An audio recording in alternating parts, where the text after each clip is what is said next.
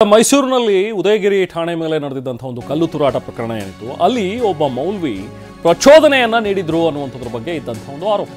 ಈಗ ಗಲಾಟೆಗೆ ಪ್ರಚೋದನೆ ನೀಡಿದಂತಹ ಮೌಲ್ವಿ ಮುಫ್ತಿ ಮುಷ್ತಾಕ್ ಅರೆಸ್ಟ್ ಆಗಿದ್ದಾರೆ. ಸಿಸಿಬಿ ಪೊಲೀಸರು ಮೌಲ್ವಿ ಮುಫ್ತಿ ಮುಷ್ತಾಕ್ನನ್ನ ಅರೆಸ್ಟ್ ಮಾಡಿದ್ದಾರೆ. ಗಲಾಟೆ ನಡೆದು 11 ದಿನಗಳ ಬಳಿಕ ಈ ಆರೋಪಿ ಮೌಲ್ವಿಯನ್ನ ಬಂಧಿಸಿದ್ದಾರೆ ಸಿಸಿಬಿ ಪೊಲೀಸರು. ಮೌಲ್ವಿ ಬಂಧನದ ವಿಚಾರದಲ್ಲಿ ಸಾರ್ವಜನಿಕರ ಒತ್ತಡ ಕೂಡ ಹೆಚ್ಚಾಗಿತ್ತು. ಕೊನೆಗೂ ಮೌಲ್ವಿ ಮುಫ್ತಿಯನ್ನು ಬಂಧಿಸುವಲ್ಲಿ ಪೊಲೀಸರು ಯಶಸ್ವಿಯಾಗಿದ್ದಾರೆ. ಮುಂಜಾಗ್ರತಾ ಕ್ರಮವಾಗಿ ಉದಯಗಿರಿ ಠಾಣೆಯ ಬಳಿ ಬಂದೋಬಸ್ತನ್ನು ಕೂಡ ಏರ್ಪಡಿಸಿದ್ದಾರೆ. ಮತ್ತಷ್ಟು ಡೀಟೇಲ್ಸ್ ಪಡೆಯೋಣ. ನಾವು ಪ್ರತಿನಿಧಿ ರಾಮ್ ನಮ್ಮ ಜೊತೆಗೆ ಸಂಪರ್ಕದಲ್ಲಿದ್ದಾರೆ. ರಾಮ್, ಕೊನೆಗೂ ಈ ಮುಷ್ತಾಕರ್ನ ಅರೆಸ್ಟ್ ಮಾಡಿದ್ದಾರೆ. ಎಲ್ಲಿ ಸಿಕ್ಕಾಕೊಂಡಿದ್ದು ಈ ಆರೋಪಿ, ಜೊತೆಗೆ ಇದರ ಮೇಲೆ ಇರುವಂತಹ ಒಂದು ಆರೋಪ ಇದೆಲ್ಲವೂ ಕೂಡ ಅವತ್ತು ನಡೆದಂತಹ ಒಂದು ಘಟನೆಗೆ ಈತ ಒಂದು ಮಾಡಿದಂತಹ ಒಂದು ಭಾಷಣ ಕಾರಣ ಅನ್ನುವಂಥದ್ರ ಬಗ್ಗೆ ಕೂಡ ಸಾಕಷ್ಟು ಆರೋಪಗಳು ಕೇಳಿ ಬಂದಿತ್ತು. ಕೊನೆಗೆ ಹೇಗೆ ಸಿಕ್ಕಾಕೊಂಡು 11 ದಿನಗಳ ನಂತರ ಆಗಿರುವಂತಹ ಅರೆಸ್ಟ್ ಇದು ರಾಮ್? ರೆಹಮಾನ್, ಖಂಡಿತವಾಗಿಯೂ 11 ದಿನಗಳ ನಂತರ ಈ ಒಂದು ಗಲಭೆಗೆ ಮೂಲ ಕಾರಣ ಅಂತ ಹೇಳಲಾಗ್ತಾ ಇದ್ದಂತಹ ಮೌಲ್ವಿಯನ್ನು ಬಂಧಿಸುವಲ್ಲಿ ಪೊಲೀಸರು ಯಶಸ್ವಿಯಾಗಿದ್ದಾರೆ.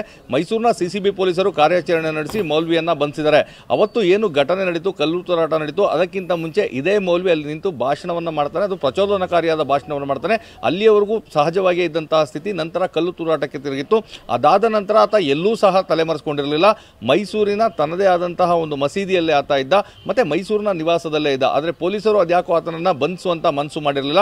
ಯಾವಾಗ ಸಾರ್ವಜನಿಕರಿಂದ ಒತ್ತಡ ಹೆಚ್ಚಾಯಿತು, ಯಾಕಂದರೆ ಈಗಾಗಲೇ ಆ ಒಂದು ಪ್ರಚೋದನಕಾರಿ ಪೋಸ್ಟ್ ಅನ್ನು ಹಾಕಿದಂತಹ ಆರೋಪಿ ಸತೀಶ್ನನ್ನು ಬಂಧಿಸಿ ಆತನನ್ನ ಜೈಲಿಗೆ ಕಳಿಸಲಾಗಿತ್ತು. ನಂತರ ಜಾಮೀನಿನ ಮೇಲೆ ಆತನ ಬಿಡುಗಡೆ ಮಾಡಲಾಗಿತ್ತು. ಅಷ್ಟೇ ಅಲ್ಲ, ಕಲ್ಲು ತೂರಾಟ ನಡೆಸಿದಂಥ 20ಕ್ಕೂ ಹೆಚ್ಚು ಜನರನ್ನು ಬಂಧಿಸಿದ್ರು. ಆದರೆ ಇವೆಲ್ಲ ಘಟನೆಗೂ ಪ್ರಮುಖ ಕಾರಣ ಆದಂತಹ ಮೌಲ್ವಿಯನ್ನು ಯಾಕೆ ಬಂಧಿಸ್ತಲ್ಲ ಅಂತೇಳಿ ಸಾಕಷ್ಟು ಚರ್ಚೆಗಳು ನಡೀತಾ ಇದ್ವು.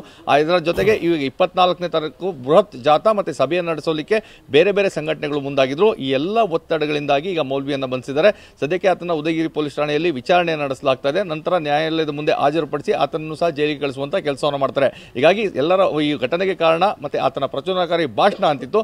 ಸದ್ಯಕ್ಕೆ ಸಿಸಿಬಿ ಪೊಲೀಸರು ಆತನ ಬಂಧಿಸುವಲ್ಲಿ ಯಶಸ್ವಿಯಾಗಿದ್ದಾರೆ. Rahman, thank you Ram.